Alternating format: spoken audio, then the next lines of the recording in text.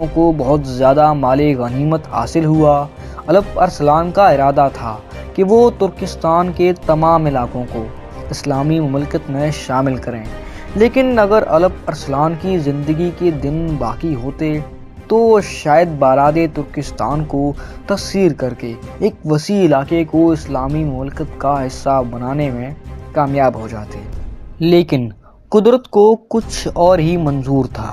Career کے مقام پر ایک سرحدی قلعے کے محافظ نے الپ ارسلان پر حملہ کر کے انہیں شدید زخمی کر دیا۔ اس محافظ کو موقع پر مار ڈالا گیا۔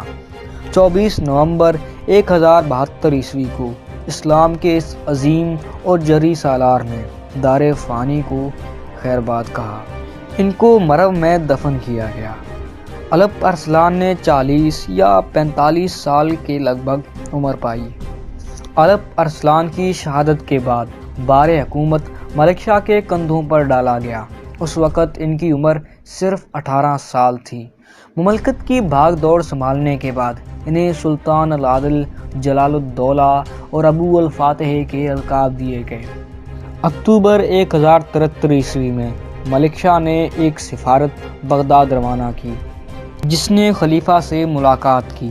ایک شاندار تقریب میں خلیفہ نے ملک شاہ کی حکومت کو سند عطا کی اور ملک شاہ کو یمین امیر المومنین کا لقب دیا، اور اس کے بعد بغداد، عراق، عرب و حجم، ایران، ماور النہر، شام، حرمین اور بیت المقدس میں ملک شاہ کا نام بھی جمعے کے خطبے میں شامل کیا گیا۔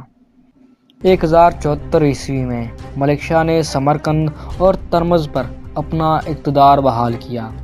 ملک شاہ کے حکمران بننے کے بعد اپریل 1075 عیسوی میں الپ ارسلان کے جرنیل اتسس بن نوک نے دمشق کو بھی تسخیر کرنے کی کوشش کی، لیکن کامیابی نہیں ہوئی۔ مارچ 1076 عیسوی میں اتسس نے ایک بار پھر دمشق کا محاصرہ کیا۔ 2 یا 3 ماہ بعد شہر والوں نے ہتھیار ڈال دیے اور دمشق میں بھی خلیفہ المقتدی عباسی کا خطبہ پڑھا جانے لگا۔ بعد کے برسوں میں ملک شاہ نے سمرقند کی بغاوت کو کچل دیا، موصول فتح کیا اور دیگر کچھ شورشوں کا خاتمہ کیا۔ 1089 عیسوی میں ملک شاہ نے سمرقند میں اٹھنے والی تیسری بغاوت کا خاتمہ کیا۔ سمرقند جاتے ہوئے راستے کے شہر بھی فتح ہو گئے، ان میں بخارا کا عظیم شہر بھی شامل تھا۔ 1092 عیسوی میں حمص، ارکا، اخامیہ کی تسخیر کے بعد ملک شاہ کی فوج طرابلس الشام کی طرف بڑھی اور اسے بھی فتح کر لیا۔ اسی اثنا میں ایک فرقے کا ظہور ہوا جو باطنی فرقہ کہلاتا تھا۔ اس فرقے نے بہت طاقت حاصل کر لی اور مسلمانوں کو شدید نقصان پہنچایا۔ سلطان ملک شاہ نے اس فرقے کو ختم کرنے کی کوشش کی، لیکن کامیابی نہ ہو سکی۔ 6 نومبر 1092 عیسوی کو ملک شاہ شکار کے لیے روانہ ہوئے۔ بغداد اور تکرید کے درمیان شکار کھیلتے ہوئے انہیں شدید بخار آ گیا۔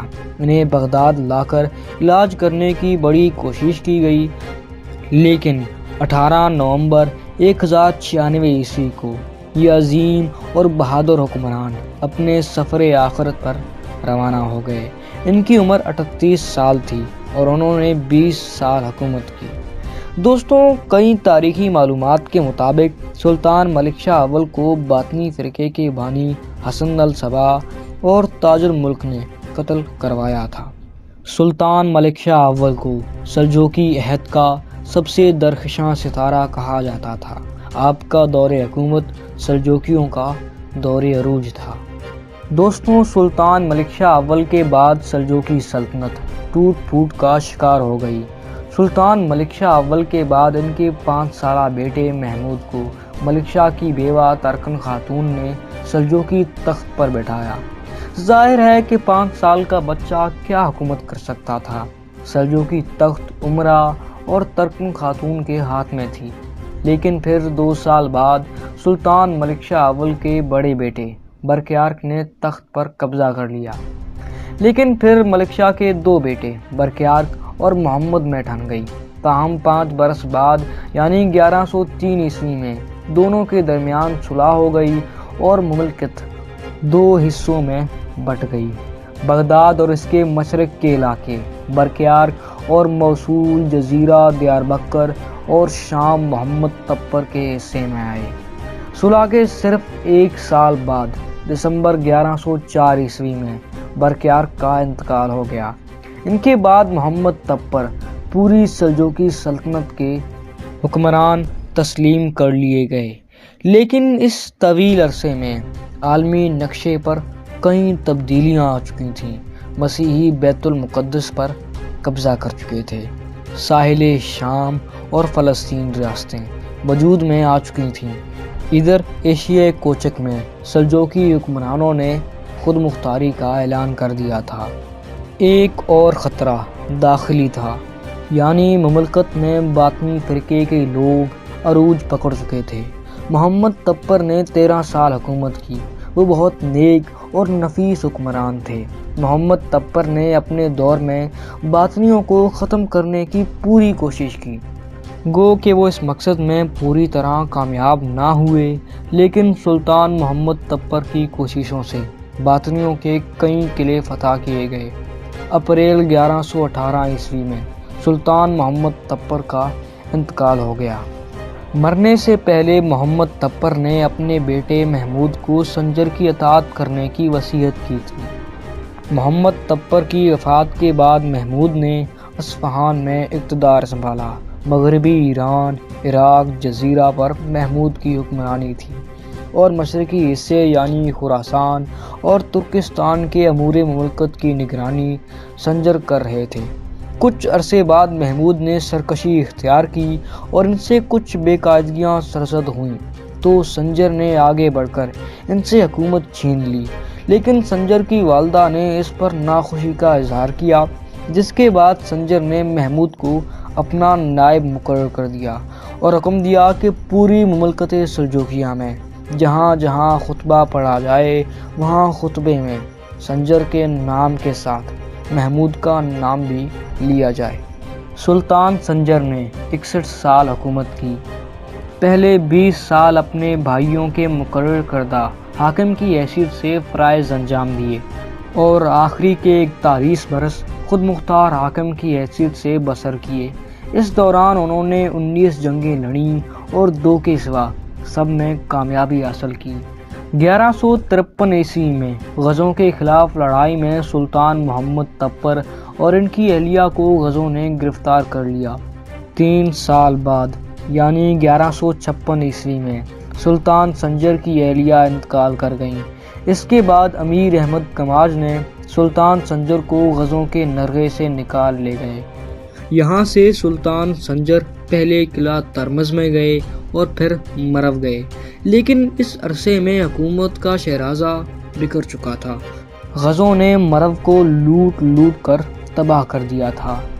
اس صدمے سے سلطان سنجر بیمار پڑ گئے اور 7 مئی 1157 عیسوی کو اس عظیم حکمران نے مرو میں اپنی زندگی کا سفر مکمل کر لیا۔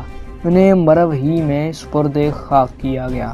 سلطان سنجر کے بعد سلجوقی سلطنت ٹکڑوں میں بٹ گئی۔ شاید آپ کا سوال ہوگا کہ پھر سلطان علاء الدین کیقوباد کون تھے؟ تو جواب ہے کہ وہ روم کے سلجوقی حکمران تھے۔ روم اس وقت سلجوقی سلطنت کے ٹکڑوں میں سے ایک تھا، لیکن منگولوں نے سلجوقی سلطنت کے باقی ٹکڑوں کو بھی نیست و نابود کر دیا۔ دوستوں، اس ویڈیو میں ہم نے سلجوقی سلطنت کے تمام سلطانوں کی داستان مختصر انداز میں بیان کی ہے۔ اگر آپ ان کی تفصیلاً تاریخ جاننا چاہتے ہیں تو سلجوقی سلطنت کے تمام سلطانوں کی داستانوں پر ویڈیوز آج کی دنیا میں موجود ہیں جو آپ دیکھ سکتے ہیں۔ اگر آپ کو یہ ویڈیو اچھی لگی ہو تو لائک کر دیں، دوستوں کے ساتھ شیئر کریں اور چینل کو سبسکرائب بھی کر دیں تاکہ ہماری ہر نئی آنے والی ویڈیوز کی نوٹیفیکیشن آپ کو بلا تاخیر ملتی رہے۔ تب تک کے لیے شکریہ اور خدا حافظ۔